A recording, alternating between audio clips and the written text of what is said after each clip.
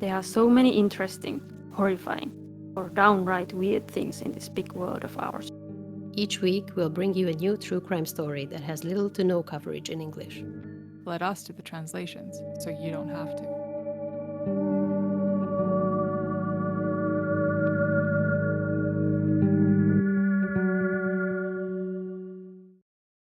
I'm Laura. I'm Petra. And I'm Viktória. Welcome back to Translation Murder. Now it's my turn again to bring you a pretty horrible story. Yes. One second, I'll just... Yay. Yay, yeah. We are actually, just to listeners as well, like we're recording this on a Sunday morning. So great way to start off this day. Yeah, so if we're not super full of energy, I don't know. Yes, I mean, I yes. guess none of us are super party animals, so I don't think we No, have any. but let's see how this Oh. affects our, like, I don't know, speculations and just kind of general comments. Because normally we record these episodes in like the evening, sort of, like not too late, but yeah, 5, 6-ish. So I don't know, this is different. Yeah, might have impact on our feelings and reactions. Okay, but yeah, let's get started. So this story takes place in Balkany, which is a small town in northeastern Hungary, and it's about 100 kilometers from the border of Ukraine and Romania. According to Wikipedia, in 2012, about 6,000 people lived in this town. So it's really a kind of a small place. The closest bigger cities are Debrecen and Nyíregyháza.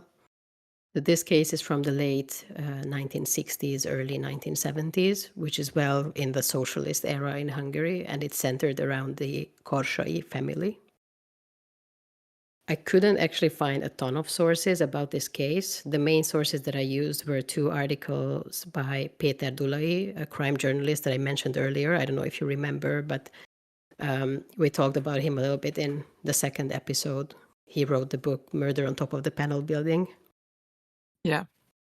Yeah, and his work mostly focuses on murder cases from the socialist era, and he has a lot of articles, like blog posts and 2 books about these cases. So and he always does a lot of research about these stories. So even though I didn't have a lot of sources for this case, the ones that I had, I would say, are pretty reliable.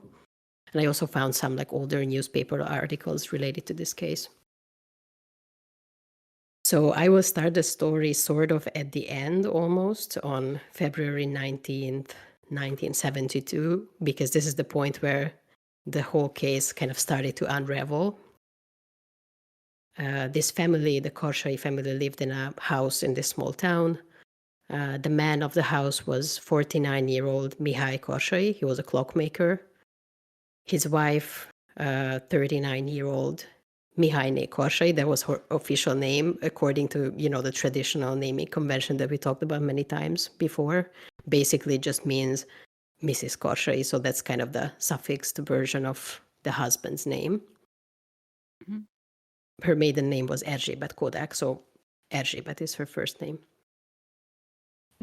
That's an interesting name. Yeah, it's basically Elizabeth, just a Hungarian version of that. Yeah, I like it. I kind of remember that, didn't we have already someone in my stories called Erzsébet, and you said the same thing? Probably. I mean, there was something similar, I think, maybe not Erzsébet, but yeah, something. It was also like almost an equivalent of the English version, but yeah, I don't know. I like those types of names, the E names, Yeah. I also just put this in the chat for you, by the way, if you want to see how it's spelled. Like Benji. Okay. Well, not that bad, but close. Okay, so Erzsébet had 3 sons and a daughter from her previous marriage. Two of the sons already passed away earlier, so before 1972. And by this time, only her 3rd son, the 18-year-old Laszlo, and I think the daughter as well, lived with them in the family home. I'm not actually. There's not a lot of mentions about the daughter. Just saying this before you maybe potentially ask more about her in the story. I think she might have been the youngest child, so probably she lived with them. But she's not going to come up that much. Mhm. So on February 19th, a family friend was visiting the Karsai family home. This was already the second time that he went there that day, since he couldn't reach them the first time, and he started to become sort of suspicious because it was kind of unusual that no one answered the door.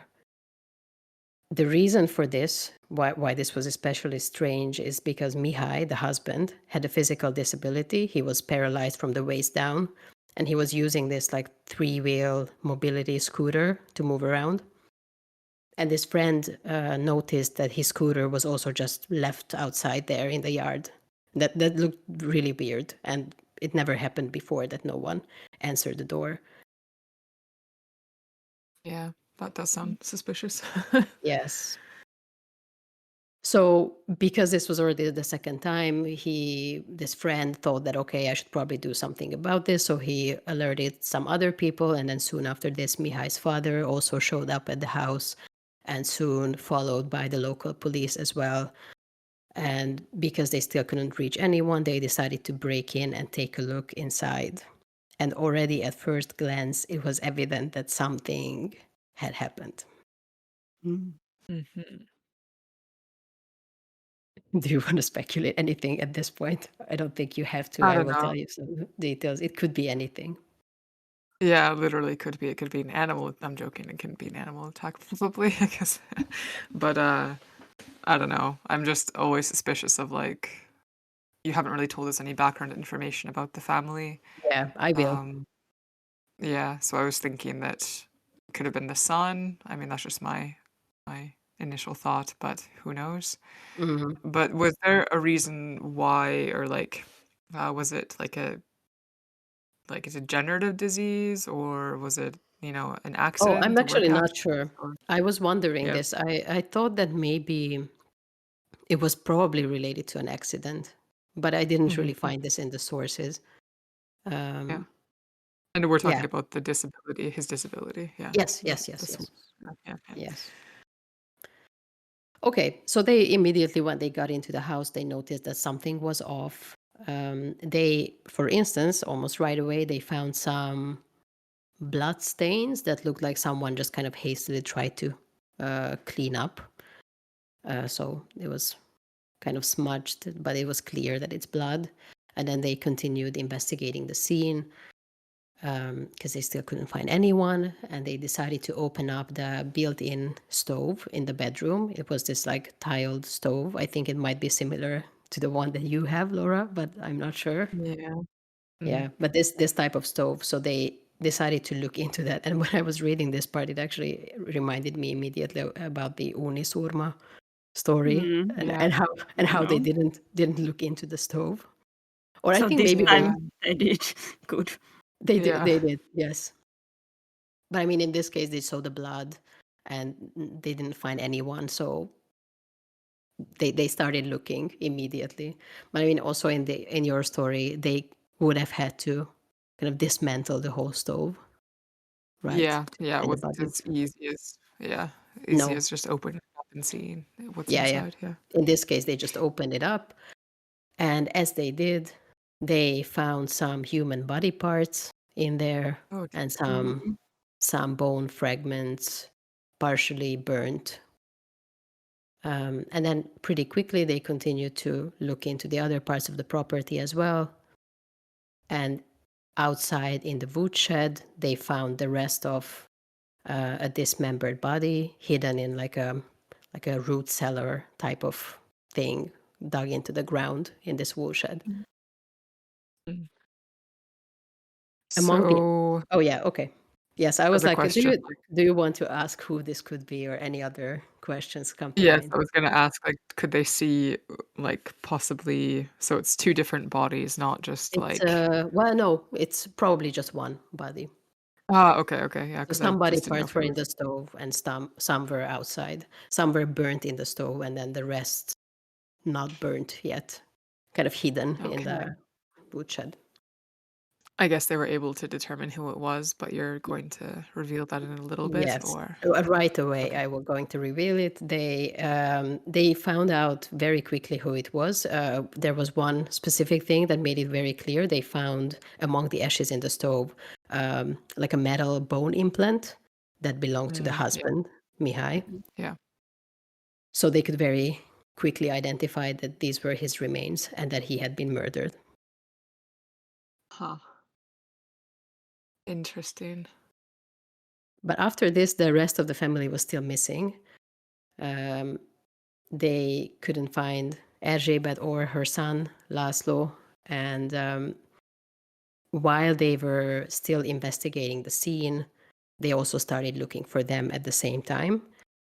And they soon found out that they were actually out of town visiting relatives in Budapest for like a name day celebration. I'm not sure how they found this out. It made me kind of think because I think this whole like family visit was something that they planned to do. So maybe the neighbors knew about it. Maybe they just it was a really small town. They probably everyone knew that they had family in Budapest, so they might have asked them if they know where they are or something like this. But yeah, it wasn't. I couldn't find it exactly how they found out, but it was like almost immediately they found that this is where they are. Interesting.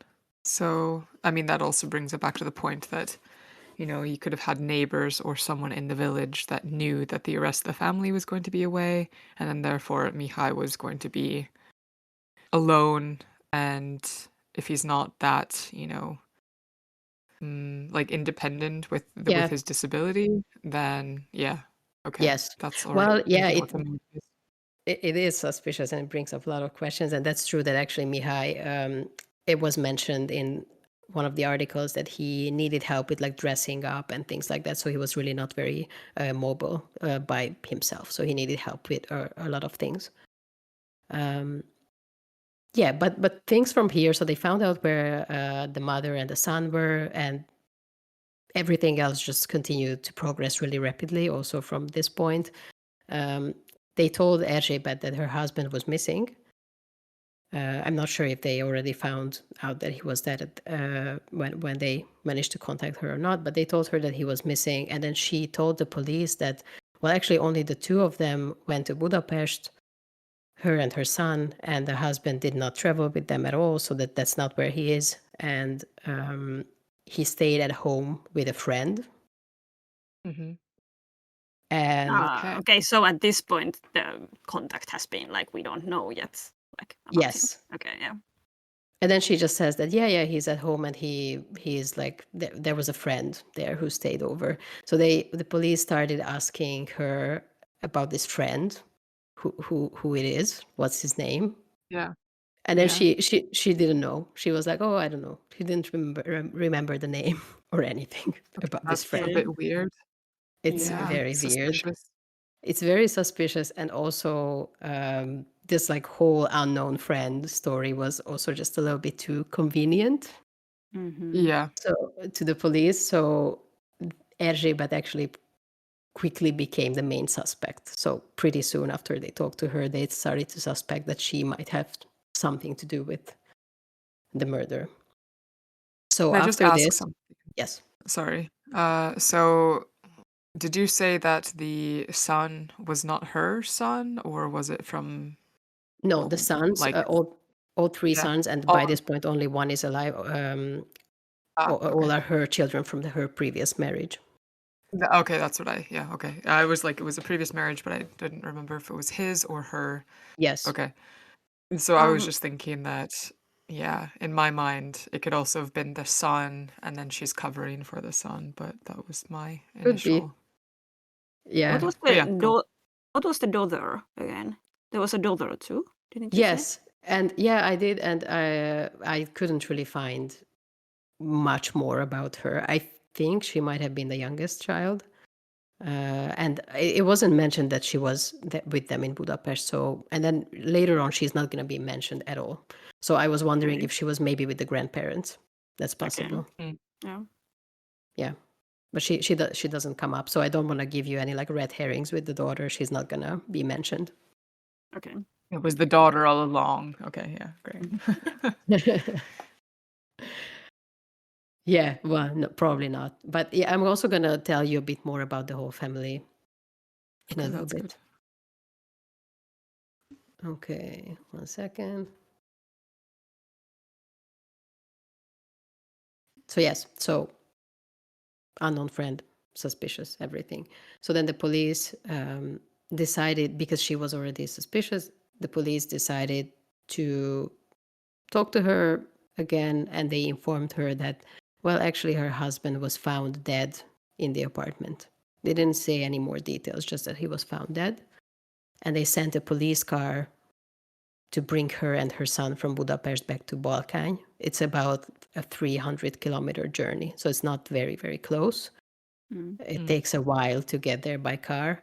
And during this car ride, Erzsébet was very worried. She was asking a lot of questions from the police, and then she had a little slip up accidentally. She asked them if they had managed to find who killed her husband yet. And this was immediately even more suspicious because they didn't mention to her that Mihai was murdered. They just said that he was found dead. Yep. And then from here, they were pretty sure that she knew something more about the murder than she wanted to admit at first. And so soon after this, she actually ended up confessing.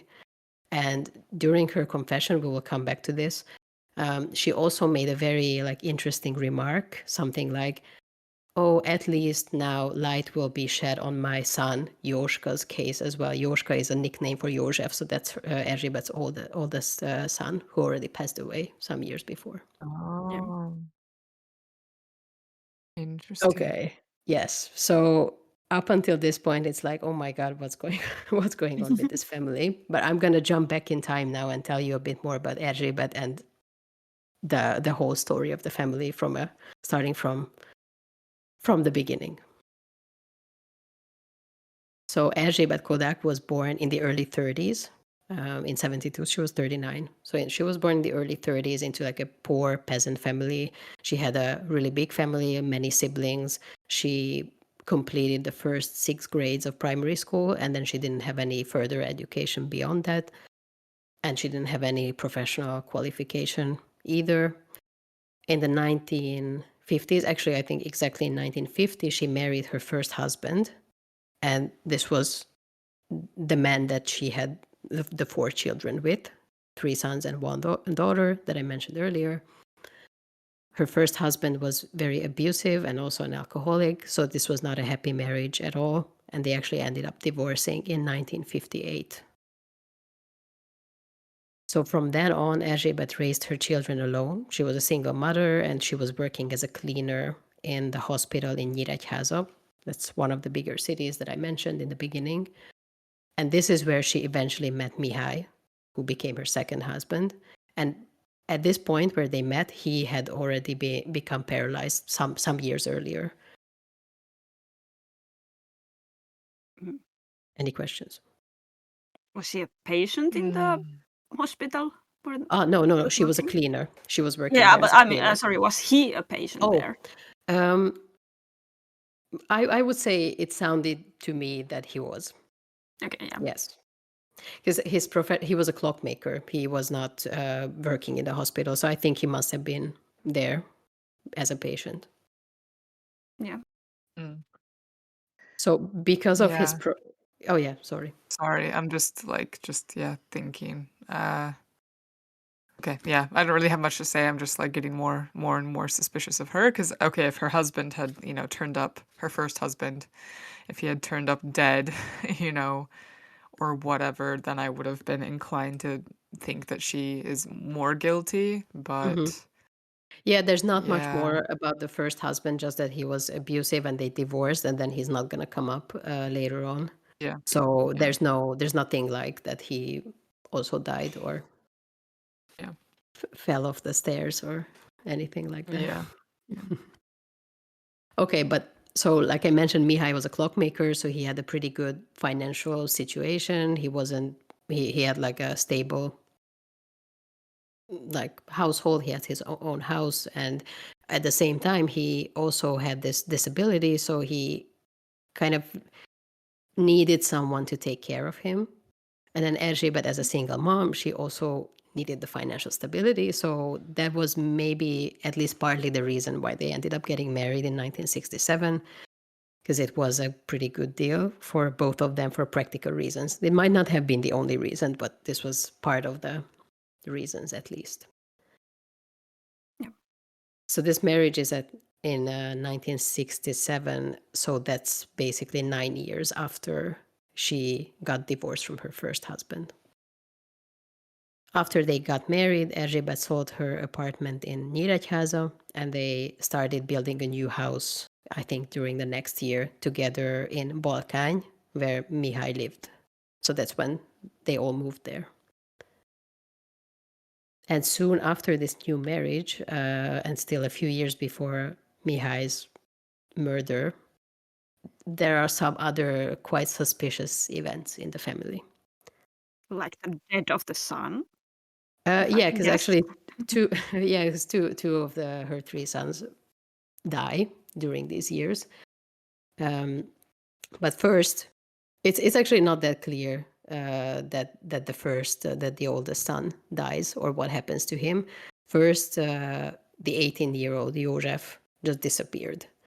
So he was sort of a problematic child, so to speak. He might have had actually some mental illness. He spent at least some time in a psychiatric institution, and he was also just generally quite aggressive with his family, but maybe with others as well. And he didn't like to work, so he was sort of like a burden to the family. That's how they felt. And when he suddenly disappeared, Erzsébet just reported him missing to the police, and he very kind of convincingly worried about him for the upcoming years. So for instance, when they found a body, like an unknown body somewhere, she immediately went to the police station and started asking questions that could it be my son? And she was really like seemingly very, very worried about his son's disappearance. But overall, there was not like a big investigation into this disappearance. So no one actually suspected that the family had anything to do with this, or they could have been involved. They kind of, probably the police did a little bit of looking into it, but it was not a major case at all. Can I ask a question? So, Yes. Was he already adult when he disappeared? He was 18 years old, yes. Okay, yeah. I guess that makes some difference, like compared to a kid getting Yeah. missing. Yeah. Yes. Okay, but what actually happened, as everyone will find out only years later, based on her confessions and also some physical evidence, I will talk about that a little bit more later on, is that József's relationship with his mother and stepbrother was indeed pretty bad. He was against their marriage from the start, and apparently when Erzsébet sold her apartment in Nyíregyháza, her son started demanding money for this apartment, and they often argued during these times. And József, being a kind of an aggressive person, he also threatened to kill her parents. And it was just a very, very, difficult situation for the whole family. So eventually, because they didn't really want to stand his threats anymore, eventually Erzsébet and her husband decided that they would not tolerate this. And clearly, the easiest solution could be what else than to get rid of him somehow. And the easiest thing to do is to kill him. Wow. So, yeah. So one night in October of 1968, so that's immediately the next year after they got married, when József was in town to do some like official business, in the same time his mother and stepfather started preparing for the murder. Then when he arrived home, his mother gave him some like sleeping pills or some sort of a sedative medication in the evening, and that made him drowsy and he went to bed.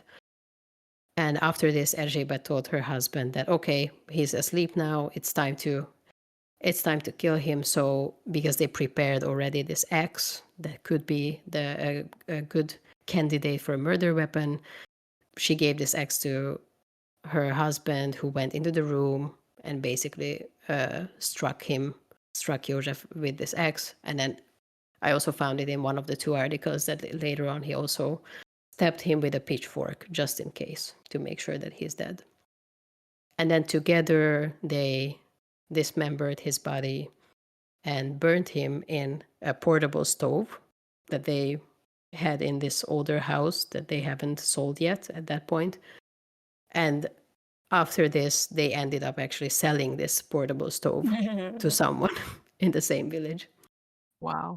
So the question of, because we could question here if it was the mother, was it just the stepfather, but and then this comes up in the discussions later on, and I think a little bit in the later trial as well. But the husband had this disability, so it was very difficult for him to do all of this alone. Yeah, I was thinking that, and then I was also thinking like, okay, even if the son was dead, like asleep, like okay, dead asleep is maybe not the right term, but like Mhm. fast asleep, very deep sleep, like sitting down and then using like just your ab strength or whatever to bring down an axe. Mhm. I don't know, just it seems a bit unlikely, but then I mean, of course it's possible. Like you can still have quite big upper body strength and ab strength to swing the axe in order to kill someone. But Yeah. like you need to be sure that it's like it's a deathly blow in case they get up, or Yeah. make noise or something like that. And then I was just thinking like it's also interesting that the same was done to Miha's body Mhm. afterwards. So it's kind of like, okay, it sounds like her kind of MO, not his, Yeah. if that Yes. makes sense. Like it just seems that it was probably the mother. And I don't know, I just was also thinking that, I'm not going to say that it's unlikely that she, loved Miha or whatever, but it seems like me just like kind of a marriage of opportunity, You have someone Mhm. who is well off, who obviously needs someone to take care of them. So it was Yes. this kind of wedging herself into this relationship, and therefore she kind of seems a bit conniving in my mind, like a little Mhm. bit. So Yeah. yeah, trying to make her situation the best, basically. Yeah. Yeah. I mean, eventually, or like in the beginning, I think it seemed to be like a good deal for both of them because of the disability. But yeah, true. And also in the end, I think it's because we only start to find out more about these previous events by that time Mihai is already dead. Yeah. It's we can't really hear his perspective on what happened here. Yeah. Yeah. But as far as we know, he was involved as well. So it was this kind of teamwork in that sense. Okay. Any more questions, or should I go go on? There are some more You can fun go on. stuff coming. Yeah. Go on. So within the next couple of years, Miklos, the 17-year-old middle child, unexpectedly or maybe not unexpectedly, committed suicide. He hung himself in his grandparents' garden. And so that there's another death. So this is how the other son dies. But leading up to it's not necessarily very suspicious. The police looks into this. It doesn't seem like this was a murder, or it doesn't, and nothing points to foul play. Looks like it's a suicide, but there are still some interesting details. So, for instance, leading up to the suicide, Miklos allegedly told others that he knows that his brother Josef was actually murdered, and he also knows who did it, but he couldn't reveal the name because then they would kill him as well. And there's also some details about how he had a difficult relationship with his mother, and then his mother was bullying him and things like that. So Huh. that's interesting, but still, it doesn't seem like this was a murder. It seems like this was actually a suicide. Which also is pretty plausible theory when if you know that your mom murdered your big brother. I think Yeah, it will be quite something to take mentally. yeah, exactly. But I was also thinking, like, how far away was the grandparents' place? Was it back in the other town that they had lived in, or was it, like, accessible? Did they have a car? I'm just, like, That's wondering a how good they. question. Yeah, that's a good question because I almost said, oh, it's a small town, so it was probably really close. But I'm not sure if the grandparents' house was in the same town. It might not have been. And didn't find 'Cause any I'm just details yeah. about this. Yeah. Yeah, because I was just thinking that, I mean, that could also be staged too, like, the hanging. The mother could have, Yeah. popped over to the grandparents' place or something and killed her son as well. Like, I mean, Mm, what's stopping her true. from doing that too? Yeah, I don't know. I think this raised a lot of suspicion later on when, like, during the trial. Of course, as things started to like unravel even more, this was also like another suspicious death. But I only found that they investigated it then once again later on and still didn't find any like obvious or concrete evidence that this would have been murder and not suicide. But I honestly think that suicide is also pretty likely in this case, just because of what Petra said, that he was, I'm sure he was depressed and not being able to process this whole murder of his brother if he indeed knew about it. Or maybe it was like not murder, but maybe, the mother, if she was bullying him, maybe Mm. that kind of abusive parents, they can keep saying things like you don't Hmm. deserve to live, and so Yeah. kind of, make them commit suicide. So Hmm. yeah, Yeah. who knows? Yeah. Yeah, making it an unstable living environment where it feels unsafe, and then also, yeah, kind of insinuating, well, there's only one way out, kind of thing. So, Yeah. yeah. Yeah. Exactly. So it could have been that easily. I think I totally agree. What a horrible woman. Okay. Yeah. Okay, but let's go into some more details about the rest of the deaths as well. Or there's one more. So meanwhile, Erzsébet's second marriage was also not going that well. Because taking care of her husband was difficult. It was getting increasingly more difficult. It was a burden for her, and she wanted to get a divorce. And her plan was to get rid of him in some way and also sell their house and move back to the city with her children. But her husband didn't want to get a divorce, so that was kind of out of the question. So she needed to come up with a different solution. But for this solution, she needed help because she alone didn't dare to kill him. So, what she ended up doing is that for months leading up to the murder, she systematically started working on convincing her youngest son, Laszlo, to commit the murder. So, what she told Yep. Laszlo is that, yeah, pretty, Yeah. like, fits pretty well into the narrative. Yeah. Yeah. So what she told Laszlo is that her oldest brother, József, did not actually disappear. So they didn't know what happened to him at this point, right? So she told him that, well, he didn't disappear, but he was actually killed and brutally dismembered by his stepfather. So it was only the stepfather who committed this murder. And there's a quote from her later confession where she said, "I thought this would awaken hatred towards Mihai in him, and he would be willing to kill. I told him he should die the same way József did. When we were alone, I almost always brought up the subject, we must kill him. Then came February 18th, 1972. I knew we had to finish him off before we leave for my sister-in-law's. Then we will dismember and burn him." So she admits this later on, that she was like working on persuading her son to commit the murder. Yeah. Yep. So I had it partially right. I was like, the son had something to do with it, but I Yeah. thought she was the one being, like, nice and covering for him, but Yeah, I she's mean, just that conniving. that that was logical. Yeah. Damn. Mm. I didn't want to It's give pretty away too fucked much up. in the it's really Yeah, yeah, fucked yeah. up. No, it was good.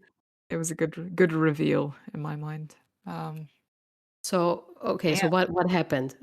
We know the details from different perspectives of the events on the 18th, February 18th. There's actually a little bit of a controversy with the dates because I think Mihai's body was found on the 19th, and then they mentioned that they kill him on the 18th, but then somewhere else it said the 16th. It's not very important, but I'm not like the dates are not necessarily 100% correct here. But on the night of the murder, before they um, they started off with around 10 p.m. where they decided to go to bed. Erzsébet had already prepared an axe and like a chopping block, like this block of wood that you use for chopping wood. And she told her son to wait in the kitchen until it's time. Then Mihai fell asleep. She also went to bed with him to check when he is actually falling asleep. And when he did, she went out to the kitchen to Laszlo, and she noticed at that point that he was still pretty hesitant, and he didn't want to commit the murder. So this is what she told him, according to her confession. You have to do to him what he did to your brother. Don't be afraid. I will be there with you. And then she gave him the axe and sort of like pushed him into the room and told him to hit Mihai with and she actually specifically told him to hit him with the blunt side of the axe so that there wouldn't be so much blood. Because So apparently this is what they did with Josef as well. yeah, because I was just thinking that sounds a bit. So she was at least in the room, maybe then, He was in the room. or she was. Yes. No, I mean just like for Josef's murder, it just seems like okay, she's at least thought about this multiple times or Mm-hmm. something. Either the initial time when they killed Josef, that Mm-hmm. to like think forethought and thinking, okay, killing someone with the sharp end of the axe is going to have too much blood, so Yes. let's do it bluntly. So either she came up with it or, the husband told her or something, but it just seems a bit sketchy that she, oh yeah, by the way, Yeah, like I think I'm blunt pretty sure she side. planned this well because she was like really working on convincing Laszlo to commit this murder for months. So I'm sure she had like Yeah. the specifics planned out. Yeah. Yeah, and I just think she had a bigger part in Josef's murder. I Mm, think she wasn't just letting her Mihai do the murder, but I don't know. It just seems yeah, like yeah, we don't really know. She doesn't. She ends up like confessing to all of this, and she says that Mihai was the one who, actually like struck him with the axe. But that's impossible to tell what exactly happened then. yeah, That could but it that's could have also been her. interesting. It's kind of also interesting, like psychologically, because she gets away with all the murders, like the orchestration of the murders, but she doesn't, she kind of keeps her hands clean, and then therefore maybe her Exactly. conscience clean with like other people did it, not me, they're Yeah. just, following what I say. I mean, it's their fault that they're weak, that they, you know, Hmm. followed through with what Yeah. I was wanting them to do. It really seems like, and that's why I think that it's totally possible that the husband murdered the oldest son because it seems like she's really Yeah. like delegating this task Yeah, to yeah, someone else. yeah, and then The actual and then murder. now I'm going back to the Miklos murder, the son that hung himself. I'm also thinking that, yeah, he probably did indeed hang himself just because the mother was so Hmm. overbearing and kind of, yeah, persuaded him Yeah. to do it. I think that's totally likely because it doesn't seem like she is actually, I don't know, able maybe, or at this point she's not really committing the actual murders, but she still has clearly a really big role in them.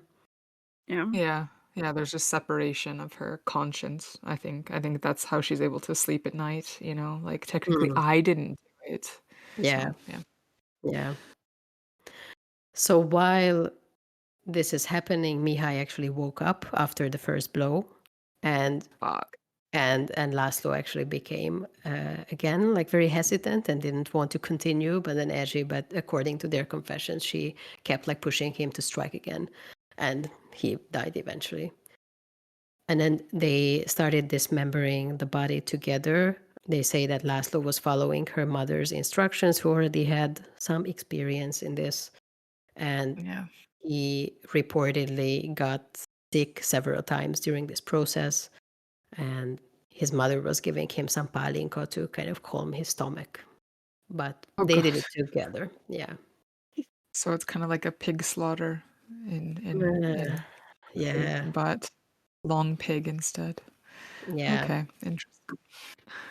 So what they did after this is that they started burning the body in the stove, where they found then eventually the first remains. But they knew that they wouldn't have time to finish everything before they had to leave to Budapest with the last train that day. So they started burning the parts, and then they decided to hide the remaining parts in the root cellar. So that's how those parts got there. And Yeah, I mean, it makes sense in my mind because, like, the root cellar is, of course, cool, so it won't rot as easily, like, if they yeah, left them inside the house, so it has more insulation, so yeah. yeah, exactly. But what they plan to do is that they will return from Budapest on the 21st. So they found the body already on the 19th, so the next day. But they plan to return on the 21st and then just burn whatever is left of him and then report him missing to the police. But then, as we know, that didn't work out because the police already found him the next day. So the plan that didn't work out after this. I mean, eventually this wouldn't have worked out because, like, she didn't even have the story about a person who would have stayed with him, or, there's Exactly. Yeah. I wonder if she was planning to come up with that later, because when they asked her, she was like, "Oh, a friend, but I can't even come up with a name." yeah, just seems so fucking weird. Like, he obviously, since he was in the community, he was a clockmaker, which is, Mhm. people need a clockmaker eventually, in the community. So I don't think Exactly. his disappearance would have gone unnoticed, at least for super long. So Yeah, she said that the plan was that they burn the rest of him and then report him missing, because that's what she did with Josef, the oldest son. Oh yeah, true. Right, yeah, and then but the that's police was like, "Well, okay, kinda, I don't know, problematic child, or not even a child, like 18 years old. Who knows? He just left, ran away. Yeah, whatever." So that didn't raise a lot of eyebrows, I think, and it wasn't too suspicious. But this man, her husband, who had this disability and had yeah, difficulty anyways, like moving around and doing things, like I think it would be a lot more complicated to explain to anyone Yeah. where he exactly. is. It's not like he can just pick up and go because he needs care. He can't just, like, I'm gonna take my scooter and just go, and then fuck off somewhere else and establish a life in a different city. It's, yeah, kind of impossible, Yeah. like, without lots and lots of forethought, money, and planning. So yeah, yeah, Yeah. So, based on the mother's confession, Laszlo was also arrested. Actually, both of them were arrested within 24 hours of finding Mihai's body. So that really didn't work out for them. And then after his arrest, Laszlo realized that his mother was actually manipulating him, and he confessed to yeah. everything in detail. And then I also read that later he denounced her, and they stopped any sort of relationship after that. No shit. Good. Yeah. There are also some more interesting things to this story. So during the investigation, it was when the investigators actually found out some more details about Jozef's disappearance, right? Because when they found Mihai's body, they still just thought that, okay, well, he disappeared. But then it started becoming suspicious that what could have happened to him. And they also found a witness who remembered that, oh, it was so weird when some years ago they went to visit the cemetery together with Erzsébet, this witness and Erzsébet. And by the grave of Erzsébet's middle son, Miklós, so the one that committed suicide, Erzsébet said, "Rest in peace, and you too, my son Jóska." So József, referring to the oldest son. Fucking hell. And this witness was like, "What? That's weird, Didn't he just disappear? Why would she say this standing by the grave?" Yeah. So in light of the husband's murder and everything, the investigators found this suspicious and ended up exhuming Miklós's grave. Okay, good. Good, good, good. I was about to say they Yes. better have fucking exhumed that damn grave They to they did, they investigate. did. Okay. And in the grave, and this is really weird, in the grave they found an extra arm and a hand bone, and both of these were proven to belong to Joseph. But it's still kind of weird, like why did she hide these few parts in the same grave? Because they ended up burning the rest of the body. People are complex.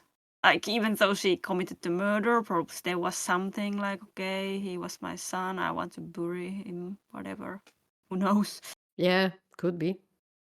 Yeah, I'm just thinking like they probably got rid of the most distinguishing bones because it was like an arm bone, but which one was it? The like Well, it says that um it was an arm and a hand bone. I'm not sure which okay, yeah, parts were because these exactly. Yeah.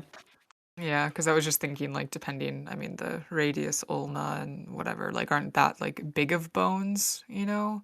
Hmm. And then maybe it was just like leftover pieces that they kind of burnt everything else, ground everything else up. I mean, a skull would be a bit obvious. Like you can at least Yeah. kind of hide some other bones, like, oh, it's an animal bone or it's like pig bone or something like that, right? Yeah. Um, because then they probably like disposed of all the other body parts and then had those left over. And then when Miklos, because that was in 1968, Yoshef Hmm. disappeared. And I And didn't then, find the exact date when Miklos committed suicide, but I think it was like maybe the next year or the year after that, so quite yeah, soon after. Yeah. yeah. So basically, in that time, you would have just had either a bone or some type of, yeah, like very, very little amount of like Hmm. meat on the bone still, you know? Yeah. And then, so, but then she probably just saved that either intentionally or unintentionally and just buried it at the same time that Miklos was Hmm. interred into the ground. So, yeah. Yeah. Yeah, I mean, it's of course you wouldn't expect a grave to be exhumed in under normal circumstances, so it's a good way to Yeah. hide some parts. But I think there might be something in what Petra was saying as well, because Yeah. she said this like rest in peace and you too, my son. Like she had some sort of an emotional moment there.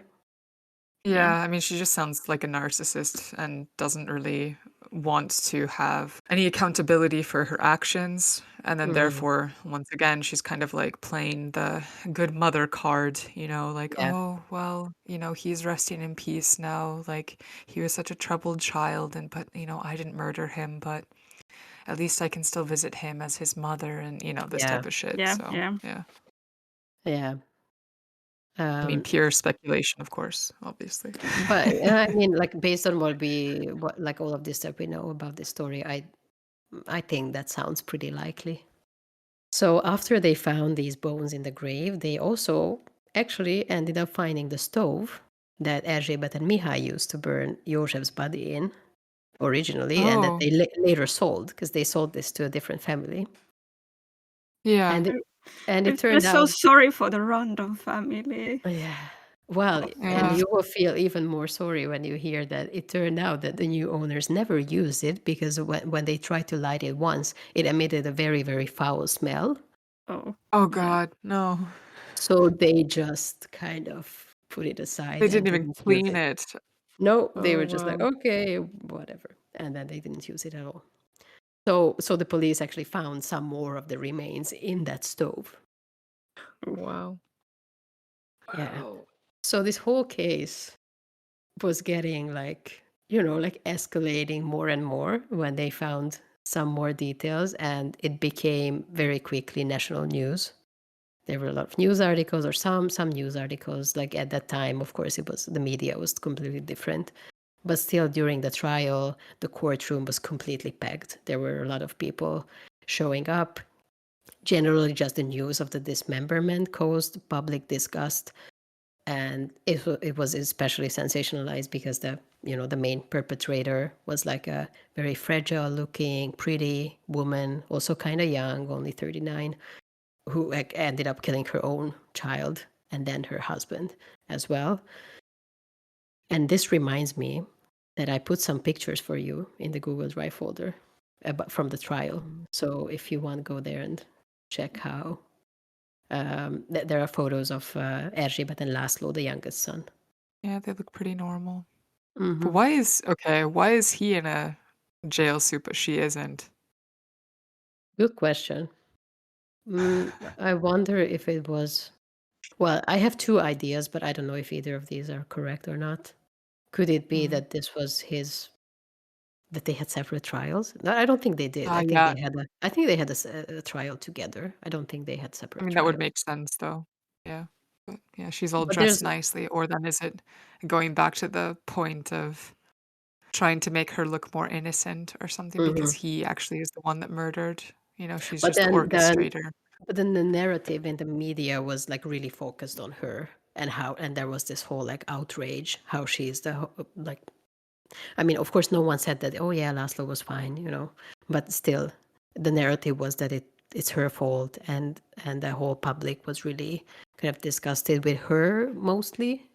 Yeah. Mhm. Yeah. I mean, how old was he again? So I think at the time of the trial, the youngest son was also 18. Okay, Yeah. but so at the time of the murder, he's Well, 17. I mean, I think he basic- might have been 18 by that okay. time as well, because that was in 72, and then the oldest son was 18 in 68, Oh and yeah, this was 4 years later. So yeah. Still basically a kid. I yeah. mean, I can understand that the public sees that. Okay, here is the boy is not the main evil here. Yeah. Yeah. I can tell you about the sentences as well. It was really clear to everyone that Erzsébet had a very significant role in these murders. So everyone expected that she would be sentenced to death. And although she did not kill anyone herself, right? Yeah. She still had a big role, but she still wasn't the one committing the murders, and she also confessed to everything at this point. So in the first sort of round, the court sentenced her to life imprisonment and Laszlo to 12 years in prison. And by the way, I wanted to add here that beyond the confessions, or in addition to the confessions, they also had other physical evidence as well. So at the murder scene, they found Erzsébet's and Laszlo's bloody clothes and the murder weapons and other things. So there was not really a question if it was them or not. That was pretty clear. So it's not only the confession in this case. Yeah. So the public was really like baffled by this slight sentence that Erzsébet was not sentenced to death. So after this, the prosecutor appealed, and the court changed Erzsébet's punishment and then sentenced her to death. They didn't change Laszlo's sentence. It still remained 12 years in prison. So is this like like a death sentence? Is it like one of the first death sentences without actually committing murder in Hungary or something by a woman, like, But or wait, in general? I mean, there's more. So there's this death sentence now, and the reason for that, what they said, is murder committed on multiple persons, premeditatedly and for profit. But then, exactly because of what you just said, her defense lawyer requested clemency because she was not the one committing the murders, and then she got it. So they turned it back to life imprisonment. So then it didn't end up being a death sentence after all. And why it was granted, the exact reasons are unknown. So we don't know what was the reason, but she ended up with a life sentence. And at that time, interesting. it meant 20 years, or often it was apparently only like 15 years with good behavior. And in fact, what happened is that Erzsébet was granted parole, and she left prison at the age of 56. So that would be like, I don't know, 15, 16 years after she went to prison. And this was shortly, when she was let out, it was shortly before the end of the official end of the socialist era in Hungary, that we call regime change, in 1989. Mm. So after she was already free later on, I'm not sure exactly when, but some years after that, a reporter tried to find her for a documentary, but it proved to be very, very difficult to find her because she was not under any sort of supervision by the system, so no one knew where she was. It was Oh just not god. it was just not possible to find her. But eventually they did find her. And it turned out that at that time she was working in the canteen of the Hungarian film studio Mafilm in Budapest. So that's where she was, just working. And I don't think this documentary ever happened. And then there's no further information about her life or about her son Laszlo's life after this. Wow. Wow, yeah, I know. And that's the whole story. That's all we know. And I mean, wow, like she got out of prison at the age of 56. That's pretty young still. Yeah. Yeah, it is. Mm. This was a really confusing case also. Like, first you murder, or like, well, participate in the murder of your own son because they are troubled and threat you. And then you participate in the murder of your husband because he don't want to move to the city with you? No, they didn't want. Well, he was They just didn't want you know, a divorce? yeah, they didn't want a divorce, and she had to take care of him, and she was like, oh, that's too much, and I don't like this guy that much anyway, probably. I don't know about the divorce system back then in Hungary, but couldn't you get divorced if you wanted? Like, did you need a reason for divorce? Was that the I'm problem? not sure, but she already got divorced once, so I think it's maybe But it was there so it that was a both. clear reason if the husband was abusive. Mm-hmm. Because I think in systems where you need to kind of explain it to the court that there needs to be a reason for divorce. Of Yeah. course, like if there's violence in the family, it's usually a clear case. Yeah. Yeah, I don't know. I think it might have been that the divorce would have been complicated because the husband didn't want to get a divorce, so she Yeah. just thought that, well, it's easier, and this way there's the financial aspect as well, that she would have been able to keep the whole house that they built, this new house, and sell it. So that was, I think, a better deal. Yeah. I mean, maybe he wasn't able to think very, I don't know, like, yeah, this is the way I do it. And that's it. Yeah. Like, Well, I mean, it I worked don't know. before. I don't know why murder would be the easiest solution to anything. Yeah, I don't know. I think she was probably a psychopath or something. I'm not sure because it was, Yeah. but it's just really mixed because she does have these like moments of remorse, kind of, when she was arrested as well. She was saying, "Oh, okay, well, at least now everyone will find out about my son's case as well." So maybe there was a little bit of of guilt there, but still, this is just like just imagine just like killing someone this way. I was just thinking, like, could it have also been maybe that, oh, well, everyone will understand why I killed my husband because he killed my son? Could it have also been like that? Not her admittance of guilt, but more like, well, now everyone will know how fucked up situation it was, etc. And if I didn't have this guy, she was also possibly looking for sympathy within that explanation or that Yeah, admittance.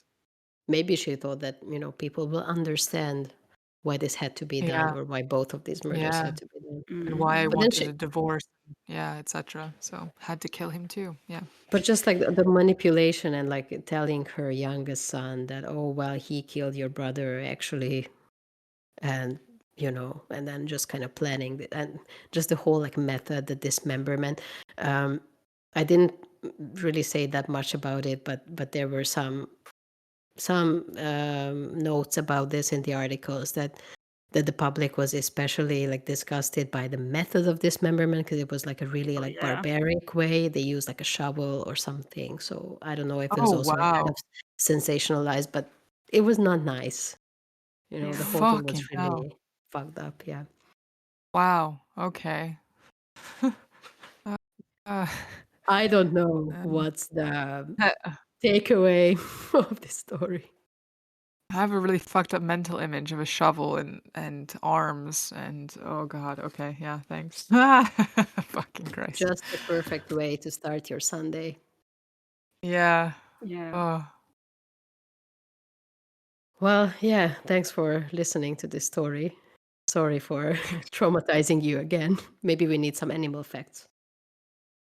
I mean, I do have an interesting, okay, not animal fact, but just kind of, okay, maybe it is a fun fact if you want to hear. But yeah, platypuses, or is it platypi? And platypus, yeah, Mhm. whatever. So apparently it's been like rare that, to live past like 20 years or something. And then as of November 2023, the oldest male is 25 years old. And the world's oldest platypus is a female, and she's 30 years, but she's in Wow. captivity. But the oldest male is out of captivity and living for 25 years. Pretty cool. Oh, Oh, nice. Yeah. Yeah. Yeah. cool. And Thank you seems to for be this in good fact. health, I guess. Yeah. Yeah. Yep. Oh wait, but she might be the female might be becoming deaf. Her muted response to loud noises suggests that she is also becoming deaf. But I mean, she's like Oh, equivalent to like 90 or 100 years old in humans, yeah. so like human age. So it's quite yeah. Mm, But I you think it's know, like kind of yeah. nice to have something more like lighter in the end. Mm, yeah. But maybe not this. I don't know. But still, like it's really fucked up. This whole case, I was like, oh my god, it's just getting worse. Yeah. The shovel part, like what the fuck? They didn't Yeah. want to dirty their knives or what? Wow. Yeah. Well, I mean, of course, I don't know. Maybe there were other tools as well, but the shovel is something that I found, like that was concretely mentioned. Shit. Well, shall we Well, end the yeah, episode? I Who's think going we next should. week? Shall we announce it's either going to be Petra or me or another break? Hmm. Yeah, let's see. But well, I can give my hint for in case it will be not very similar, but a bit similar to a case we have already had from Hungary. There is a rich family and a young woman getting kidnapped. That's all I will say. Oh, Mm, nice. and it's from Japan. No, Finland.